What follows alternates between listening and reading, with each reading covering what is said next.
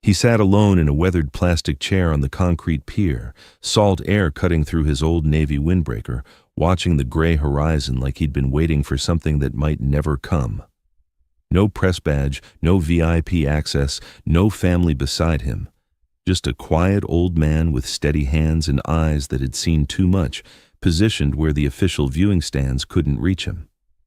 When he asked about the veterans' seating area, they checked their list twice and told him those spaces were reserved for registered guests. He nodded once and walked away without protest. 4 hours later, the destroyer squadron would break their ceremonial formation without orders, without explanation, just to give him a final salute that would echo through naval history. Welcome to the Story Chronicles. Before we dive deeper, tell me in the comments which harbor city you're watching from today. And if you believe moments like this should never be forgotten, hit the subscribe button to keep these stories alive. The annual Fleet Week celebration at Norfolk Naval Base had drawn thousands. Military families, veterans, active duty personnel, and civilians packed the designated viewing areas under colorful banners and white tents. Children in miniature sailor suits waved tiny American flags, while vendors distributed commemorative programs and cold drinks. It was the Navy's biggest public showcase of the year, featuring a rare formation review by the Atlantic Fleet's destroyer squadron. Camera crews were positioned. The harbor master's voice echoed through speakers.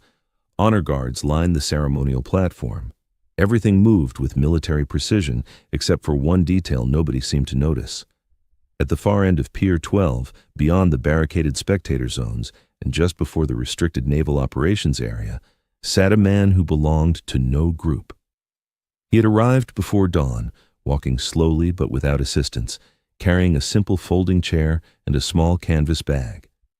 His windbreaker bore a faded navy patch, the kind they stopped issuing 30 years ago. His shoes were polished to regulation shine, but the leather showed decades of wear. His posture was perfect, spine straight, hands folded neatly over his knees, eyes fixed on the empty water where the ships would soon appear. When he approached the gate earlier, he had asked a young volunteer where the veteran section was located. She consulted her tablet, scanned the access codes, and politely explained that those seats required advance registration through the base public affairs office. He didn't argue. He didn't mention his service record.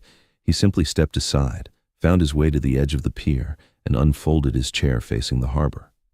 He'd been sitting there for 3 hours now, motionless as a statue, watching the horizon like he was reading signals in the waves.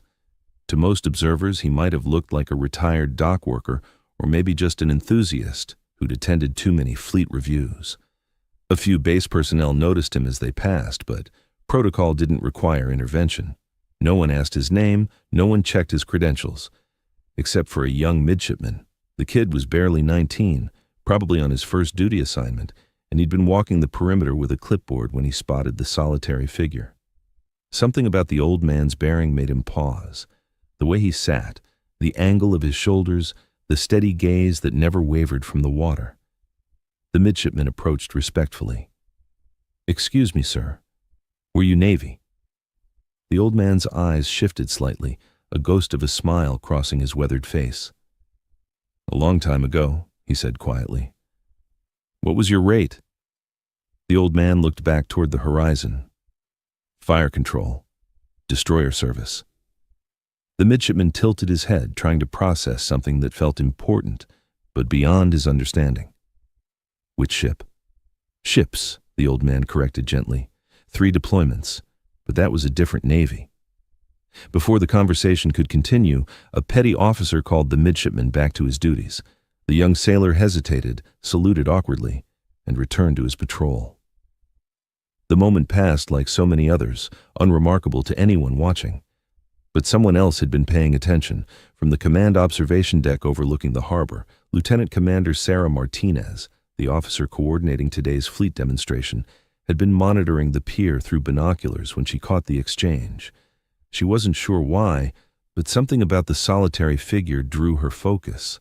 The way he sat, completely still, completely patient. The practiced ease with which he'd answered the midshipman's questions. The faded patches on his jacket that told stories most people couldn't read anymore. Martinez lowered her binoculars and studied the man more carefully. She'd spent 12 years in the Navy, long enough to recognize the subtle signs that marked someone who'd served in an earlier era.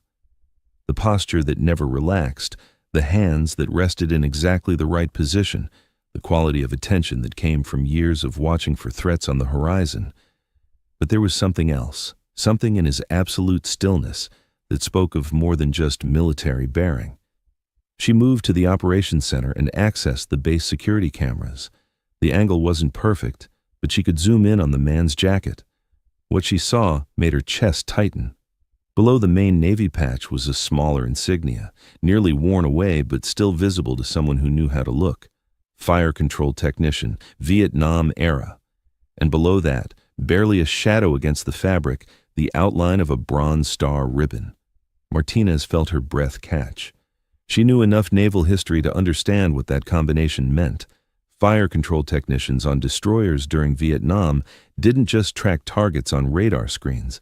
They were the ones who calculated firing solutions under enemy fire, who kept the guns operating when everything else was falling apart, who stayed at their posts when the smart money said to run.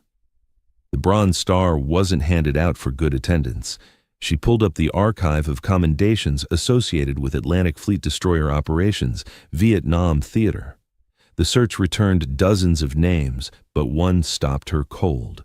Petty Officer First Class Marcus Reed, USS Henderson, Fire Control Specialist, awarded Bronze Star with Combat 5 for maintaining fire control operations during sustained enemy contact while rescuing survivors from a damaged merchant vessel, December 1968.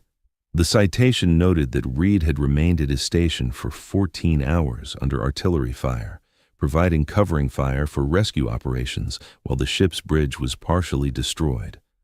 The final line of the record read, "Declined public recognition ceremony, requested immediate reassignment to active patrol." Martinez looked up from her screen and turned back toward the pier.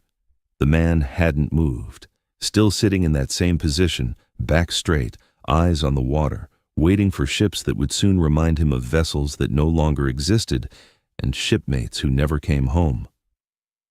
Meanwhile, the celebration was building to its crescendo. The harbor filled with spectator boats.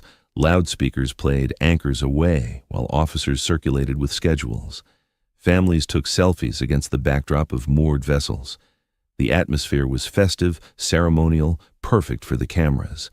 No one noticed that a man who'd once held the line against enemy fire now sat alone on a concrete pier without even a folding table to shield him from the wind. Back at the pier's edge, another visitor had approached. This time it was a teenage girl, maybe 16, with a notebook in her hand.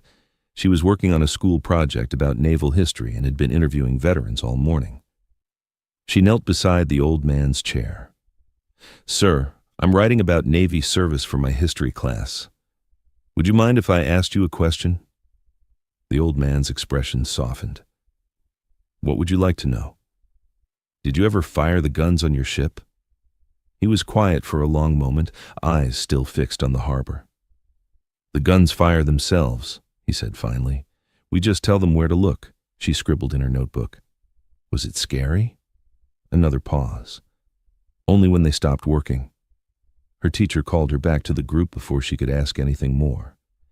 She thanked him and rejoined the crowd, leaving the old man alone with his memories and the approaching rumble of ship engines on the horizon. Martinez moved to the communications station and spoke quietly to the operations officer. "I need visual confirmation on the civilian at the end of Pier 12. Don't approach him, just get someone down there who knows what to look for." "Ma'am, he's not on any list. Security already cleared him." "I know," Martinez said. "That's exactly the problem." The officer nodded and dispatched a senior chief with 30 years of experience and an eye for details that mattered. In the ship formation zone, the destroyer squadron was completing final preparations. 5 ships in perfect alignment, crews at dress stations, all systems green for the ceremonial pass. The squadron commander, Captain James Foster, was reviewing the timeline when Martinez's message reached him through official channels. The communication was brief, professional, and devastating. A decorated Vietnam veteran was sitting alone on Pier 12, unrecognized, unacknowledged, watching a ceremony that celebrated the same naval tradition he'd helped preserve under enemy fire 4 decades ago. Foster read the message twice, then looked toward the shore where thousands of spectators waited under flags and banners. "Khan, this is the captain. Plot a course amendment to our pass sequence." "Sir, we're locked into the approved route. Any deviation requires harbormaster approval." Foster hesitated, weighing regulations against something harder to quantify. "What's the closest we can bring the formation to Pier 12 without violating safety protocols?" "Sir, the designated route keeps us 400 meters from the civilian areas." "I'm not asking about the civilians. I'm asking about the pier." The navigation officer checked his charts.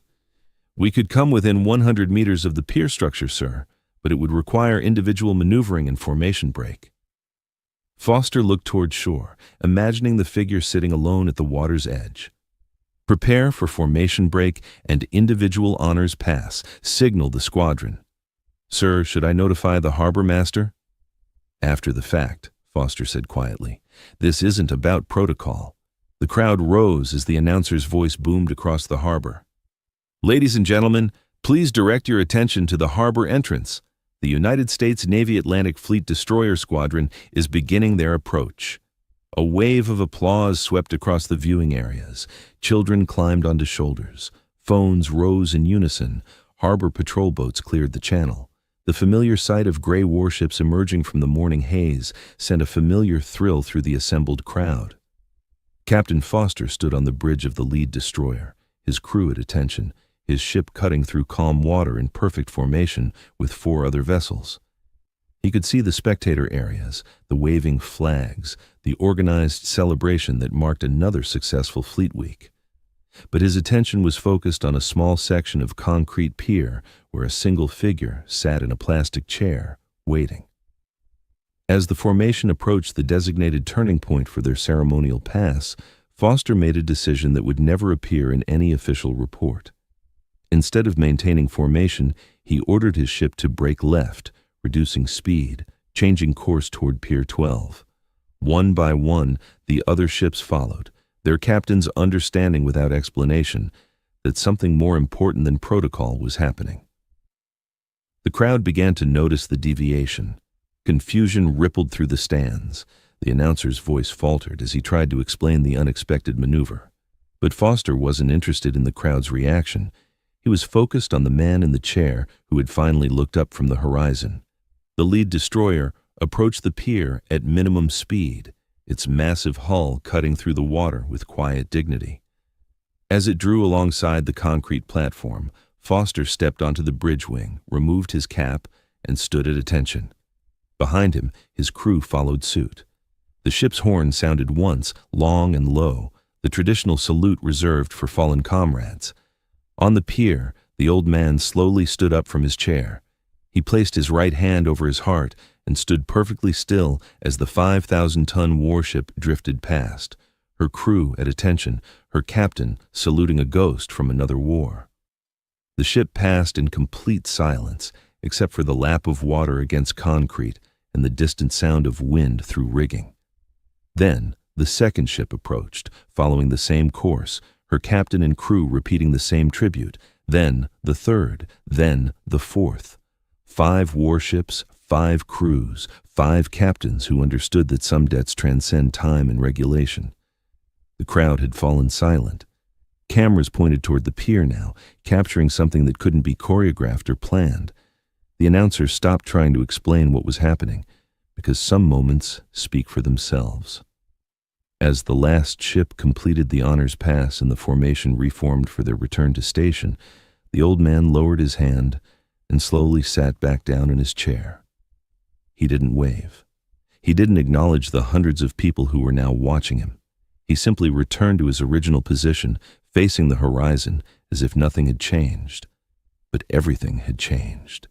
Foster never filed a report about the deviation from course. The harbor master never asked for an explanation. The squadron's formation break was noted in the log as navigation adjustment for sea conditions.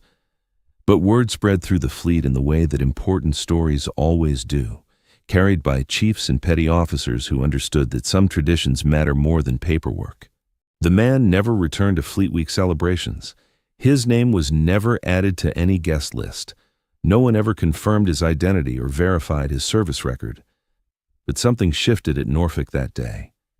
Every year since, when the destroyer squadron makes its ceremonial pass, there's an empty chair placed at the end of Pier 12, not in the VIP section, not under the tents, just there at the water's edge, facing the harbor. A small plaque rests on the chair, reserved for those who served when it mattered. New sailors are told the story during their first week at Norfolk, though the details change with each telling. Some say he was a gunner's mate, others claim he was a cook who saved his ship's crew during a typhoon. Some versions have him dying shortly after that Fleet Week. Others say he still lives quietly somewhere nearby, refusing all contact with the Navy he once served. The truth doesn't matter as much as the meaning. What matters is that every destroyer captain who passes Pier 12 during ceremonial events knows to reduce speed slightly, to sound the horn once, and to render honors to an empty chair that represents everyone who served without recognition, who did their duty without fanfare, and who carried the weight of service long after the uniform came off. And if you watch carefully during Fleet Week at Norfolk, you'll see something that's not in any manual or regulation. As each ship passes the pier, the crew will turn toward that empty chair for just a moment, and in that silence between the engine noise and the harbor sounds, there's a recognition that connects the present to the past, the living to the lost, the celebrated to the forgotten. Now, let me ask you something. Have you ever met someone like him? Someone who served quietly, who carried responsibility without recognition, who stood watch so others could sleep safely? If you have, write their name in the comments below. Let this space become more than just a video. Let it be a place where service is remembered and honor is given where honor is due. And if you believe these stories need to be told, hit the subscribe button to support our channel.